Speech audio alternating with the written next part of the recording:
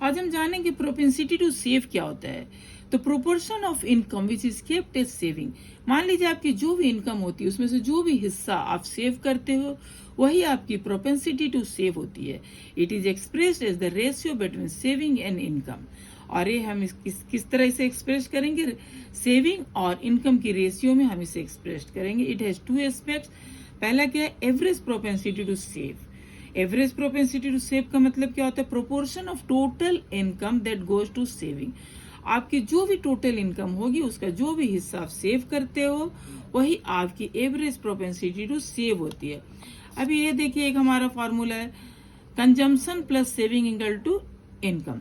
क्यों है, क्योंकि आपकी जो भी इनकम होगी उसमें से ही आप कंजम्पशन भी कर सकते हैं, सेव भी कर सकते हैं। यानी कि दोनों को अगर हम जोड़ते हैं, कंजम्पशन प्लस सेविंग, तभी हमारा इनकम होता है। Income equal to consumption plus saving. तो saving equal to income minus consumption, यानी जो भी हमारी इनकम हुई उसमें से जो भी कंजम्पशन को हम हटा देंगे तो हमारी सेविंग निकल जाएगी। मान लीजिए आपने 100 रुपीज की इनकम की है और उसमें से अब 80 रुपए का आपने कंजम्पशन कर लिया, तो आपके पास बचे कितने, 20 रुपीज। तो आपने क्या सेविंग की, 20 रुपीज। तो ये हमारा सेविंग इक्वल टू क्या होगा, income minus consumption. Average propensity to save के 3 कंडीशन है। जैसे पहला क्या है, ये जो है नेगेटिव हो सकता है, एपीएस इक्वल टू 0 हो सकता है, APS equal to less than 1। But ये 1 नहीं होगा। क्यों नहीं होगा, क्योंकि अगर 1 होता है तो यानी कि आपकी जितनी इनकम है उतनी ही आप सेव कर रहे हो, यानी कि 100/100 तो 1 हो जाएगा। वैसा तो पॉसिबल नहीं है ना, क्योंकि आप कुछ ना कुछ तो खर्च करेंगे खाने पे या फिर किसी सामान खरीदने पे, तो इसीलिए कभी भी एपीएस जो है 1 नहीं होता है। अब इसे हम ग्राफ की सहायता से भी देख रहे हैं कि ये हमारा देखिए, ओरिजिन टू एक्स एक्सिस जो है हमारा इनकम रिप्रेजेंट कर रहा है, ओरिजिन टू वाई एक्सिस जो है हमारा सेविंग जो है रिप्रेजेंट कर रहा है। अब देखिए, अगर मान लीजिए हमारी इनकम यहाँ पर 0 है और अगर हम सेविंग कर रहे हैं माइनस में जा रहे तो पॉसिबल है, नहीं है। लेकिन जैसे ही देखिए यहाँ पर अगर हम मान लीजिए 10 रुपए कब सेव हो रहा है, जब हमारी इनकम यहाँ पर देखिए 150 और हमारी ये कहाँ पर मिल रही है, ये जो हमारी सेविंग की लाइन कहाँ पर है, यहाँ पर सी पे इंटरसेक्ट हो रही है। वहां पर हमारी सेविंग 10 है और हमारी इनकम की जो लाइन कितनी है, 150 है। ठीक है, तो यहाँ पर हम सेव कर रहे हैं 10। कैसे सेव कर रहे हैं, अभी हम इसे इस चार्ट की मदद से आपको बताते हैं। तो ये देखिए, इस चार्ट में हमारा क्या दिया गया है, ये देखिए यहाँ पर मान लीजिए आपकी इनकम 0 है, कंजम्पशन 20 है, क्योंकि सेव हम करते हैं कब, कंजम्पशन के बाद। तो यहाँ पर क्या होगा, सेविंग क्या होगा, माइनस में चली जाएगी, क्योंकि आपने तो इनकम नहीं है लेकिन कंजम्पशन कर दिया, तो सेव तो कुछ हुआ ही नहीं, माइनस चली। अब मान लीजिए कि इनकम आपकी 50 है और कंजम्पशन 60 है, तो सेव क्या हो गया, 60 रुपए आपने एक्स्ट्रा खर्च कर दिए, 10 रुपए, तो -10 पे चली गई आपकी सेविंग, तो अब एक्स्ट्रा चली गई है। -10 इक्वल टू 0.2। अब देखिए यहाँ पर अगर मान लीजिए आपकी इनकम भी 100, कंजम्पशन भी 100, तो सेविंग क्या होगी, 0। कुछ भी आप सेव नहीं कर पाए, यहाँ -10 हो गई थी, यहाँ 0 हो गई। 0/100 इक्वल टू 0। अब देखिए यहाँ पर क्या थी, इनकम 150, कंजम्पशन 140, तो आपकी सेविंग कितनी थी, 150 माइनस 140 यानी कि 10।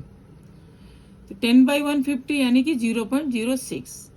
तो अभी देख रहे कि ये हम तीनों कंडीशन, जैसे नेगेटिव, ये हमारी नेगेटिव में चली गई, दूसरा जो हमारा 0, तो दूसरी वाली हमारी 0 कंडीशन को फुलफिल कर रही है, तीसरा जो हमारा लेस देन 1, तो ये देखिए हमारा लेस देन 1 है। ठीक है, अब इसी को देखते हुए हम मार्जिनल प्रोपेंसिटी टू सेव को भी हम जान सकते हैं। यह क्या है, हमारा proportion of additional income that goes to saving, यानी कि जो हम एडिशनल इनकम करते हैं उसमें से जो हम बचाते हैं वही हमारा एक्स्ट्रा जो सेव करते हैं वही हमारा मार्जिनल प्रोपेंसिटी टू सेव है। मैंने एक और वीडियो बनाया है जो मार्जिनल प्रोपेंसिटी टू कंजम्पशन पे है, तो उसे आप देख लोगे तो आपको पूरा ये भी अच्छी तरीके से समझ में आ जाएगा, तो हमारा वो वीडियो भी आप देख सकते हैं। तो अब देखिए यहाँ पर क्या होगा, इसी ग्राफ को देखिए, डेल्टा क्या है, change in saving by change in income. अगर इनकम चेंज हो रही तो सेविंग भी चेंज हो रही है, तो marginal propensity save equal to change in saving by change in income. अब देखिए इसी ग्राफ को लेकर हम समझते हैं, जैसे कि देखिए यहाँ पर क्या था, -10/50 हमारी सेविंग थी एवरेज। अब ये जाके यहाँ पर 10 कैसे हो गई, ये देखिए -10, और यहाँ पर क्या थी -20 में गई थी यहाँ पर एपीएस। तो मार्जिनल क्या है, इससे ज्यादा यानी कि माइनस में जाएगी, माइनस करेंगे हम उससे एक्स्ट्रा आने वाली, तो -10 -20 ये वाली यहाँ पर जो माइनस ये वाली आ गई इक्वल टू क्या होगी 10 हो जाएगी, -10 plus minus minus plus 20 equal to 10। तो 10 बाई डिफरेंस कितना है 50 का, तो 50 इक्वल टू 0.2। अब यहाँ डिफरेंस 50 का यहाँ भी, तो ये तो 50 ही रहेगी। अब यहाँ देखिए तो मार्जिनल क्या होगा 0 -10 -10 0 -10 यहाँ लिखते हैं हम, तो क्या होता खाली 10 हो जाती, तो 10/50 इक्वल टू 0.2। अब यहाँ देखिए जब यहाँ पर 10 हो रही है हमारी, तो अभी इस 10 से हम इस 0 का माइनस करेंगे, तो 10 माइनस माइनस यहाँ पर खाली 0 आ जाएगी, तो क्या होगी 10 बच जाएगी यानी कि 0.2, 10/50 यानी 0.2।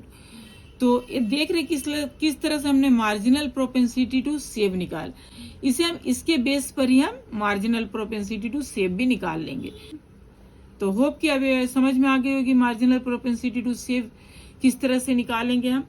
तो होप कि आपको समझ में आ गया होगा प्रोपेंसिटी टू सेव। इसी तरह के एजुकेशनल वीडियो पाने के लिए लाइक एंड सब्सक्राइब जरूर कीजिएगा। हमारा वीडियो देखने के लिए आपको बहुत बहुत धन्यवाद।